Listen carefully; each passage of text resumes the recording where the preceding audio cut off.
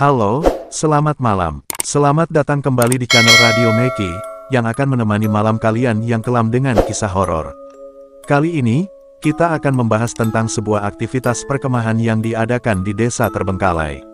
Cerita ini berawal dari 3 orang sahabat yang kita sebut saja namanya Rian, Dimas, dan Sinta bergabung dalam perkemahan yang diadakan di sebuah desa terbengkalai.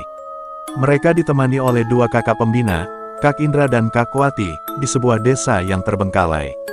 Desa ini konon sudah lama ditinggalkan karena alasan yang tak jelas, tetapi letaknya yang terpencil dan hutan di sekelilingnya menjadikannya lokasi yang ideal untuk uji nyali dan survival camp. Mereka tiba menjelang senja, disambut oleh warga dari desa sebelah yang memperingatkan mereka dengan wajah tegang. Pada saat itu Pak Sarman warga desa sebelah menghampiri mereka. "Saya sarankan kalian cari tempat lain. Kampung itu bukan tempat yang baik untuk menginap." Kak Indra selaku pembina kami menjawab dengan lembut dan tersenyum. "Kami hanya akan bermalam 2 hari, Pak. Kami akan menjaga anak-anak baik-baik." Pak Sarman hanya bisa menghela napas, lalu pergi tanpa berkata lagi. Setelah tenda didirikan, mereka mulai menyalakan api unggun dan berbagi cerita seram. Malam pertama di perkemahan itu. Malam itu, angin bertiup kencang, membawa suara-suara aneh dari dalam hutan. Rian, Dimas, dan Sinta sedang duduk mengelilingi api unggun ketika mereka mendengar suara langkah kaki di semak-semak. Sinta yang mendengar suara itu pun berbisik, "Itu suara apa? Mungkin hewan, atau hantu?" "Penasaran," jawab Dimas sambil tertawa kecil. Tiba-tiba, seorang peserta lain, Edo, bangkit dengan mata terpejam dan berjalan ke arah hutan. Tak lama dari itu terdengar suara Kak Wati berteriak, "Edo, mau kemana kamu?" Namun, sebelum ada yang bisa mengejarnya, Edo berteriak kencang, suaranya bergema ke seluruh desa kosong itu. Ketika mereka berhasil menangkapnya, wajahnya pucat dan tubuhnya gemetar.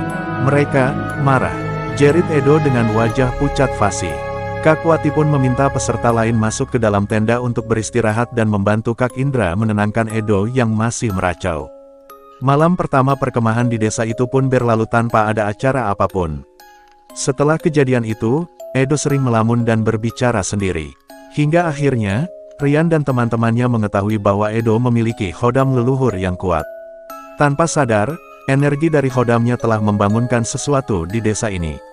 Saat malam tiba, satu persatu peserta mulai merasakan keanehan. Ada yang mendengar suara anak kecil menangis, ada yang melihat bayangan berkelebat di balik pepohonan. Sampai akhirnya, Sinta menjerit. Di depan tenda, sesosok perempuan berambut panjang berdiri dengan wajah hitam legam, matanya hanya 2 lubang kosong yang menatap tajam. "Itu bukan manusia," ucap Sinta sambil menangis sesegukan.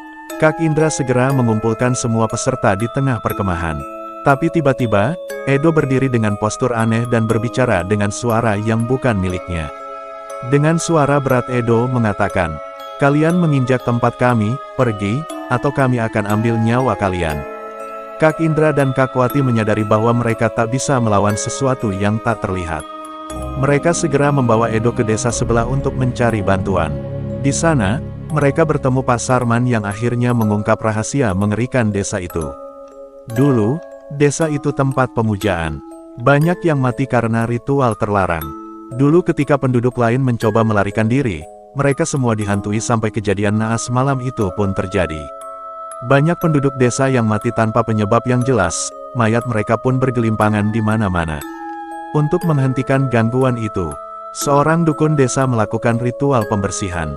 Ucap Pak Sarman. Cerita Pak Sarman terpotong karena Edo akhirnya sadar, tetapi dia tak bisa mengingat apapun. Keesokan paginya, perkemahan dibubarkan. Mereka meninggalkan desa dengan perasaan yang masih dipenuhi ketakutan.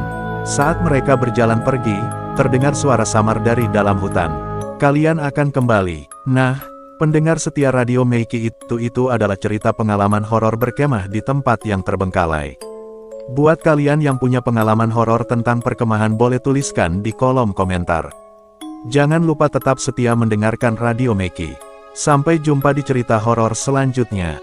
Salam horor.